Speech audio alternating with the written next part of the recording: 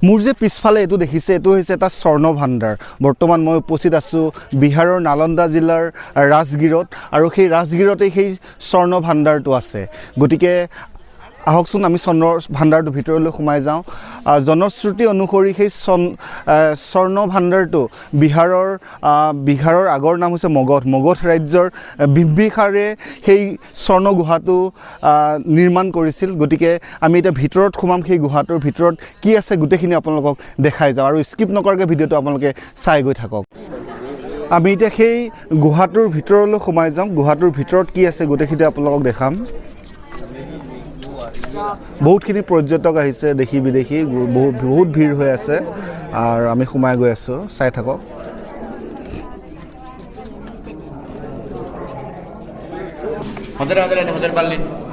এইটো চাওক ভিতৰটো আন্ধাৰ গুহা হয় এটা এই গুহাটোৰ নাম স্বৰ্ণ ভাণ্ডাৰ হোৱাৰ পাছত এটা বৰ আমোদজনক কাহিনী আছে কোৱা হয় যে মগধৰ ৰজা বিম্বিসাৰক যেতিয়া তেওঁৰ পুত্ৰ অজাতশত্ৰুৱে বন্দী কৰিছিল তেতিয়া ৰজাৰ পত্নীয়ে ৰাজ্যৰ সকলো সম্পত্তি এই গুহাটোৰ ভিতৰত লুকুৱাই থৈছিল প্ৰবাদ আছে যে গুহাটোৰ ভিতৰত এখন শিলৰ গুপ্ত দুৱাৰ আছে সেই দুৱাৰখন খুলিবলৈ হ'লে এক বিশেষ মন্ত্ৰৰ প্ৰয়োজন এই গুহাটোৰ দেৱালত কিছুমান অদ্ভুত আখৰ খোদিত কৰা আছে ইয়াক শংখলিপি বুলি কোৱা হয় বহু বিশেষজ্ঞৰ মতে এই লিপিটোৱে হ'ল সেই পাছৱৰ্ড বা মন্ত্ৰ যাৰ দ্বাৰা সোণৰ ভাণ্ডাৰৰ দুৱাৰখন খুলিব পৰা যায় কিন্তু দুৰ্ভাগ্যবশতঃ আজি পৰ্যন্ত পৃথিৱীৰ কোনো ভাষাবিদে এই লিপিটো সম্পূৰ্ণৰূপে পঢ়িব পৰা নাই আজিও মানুহে বিশ্বাস কৰে যে এই দেৱালৰ সিটোপাৰে ৰাজভঁৰালটো অক্ষত অৱস্থাতেই আছে ব্ৰিটিছ শাসনকালত ইংৰাজ বিষয়াসকলে এই সোণৰ লোভ সামৰিব পৰা নাছিল তেওঁলোকে এই শিলৰ দুৱাৰখন কামানেৰে উৰুৱাই দিবলৈ চেষ্টা কৰিছিল কিন্তু আচৰিত কথাটো হ'ল কামানৰ গুলীয়েও এই দুৱাৰখন ভাঙিব নোৱাৰিলে আজিও আপোনালোকে এই দেৱালত কামানৰ গোলাৰ কলা দাগবোৰ স্পষ্টকৈ দেখিবলৈ পাব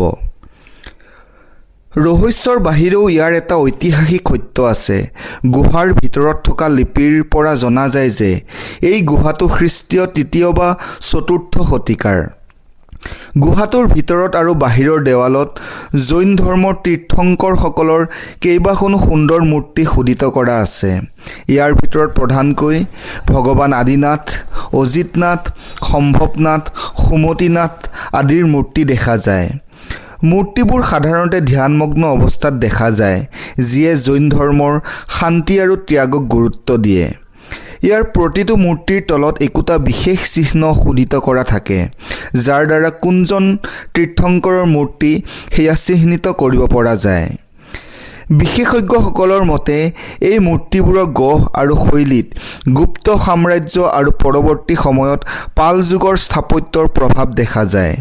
দুৰ্ভাগ্যবশতঃ সময়ৰ সোঁতত আৰু বিশেষকৈ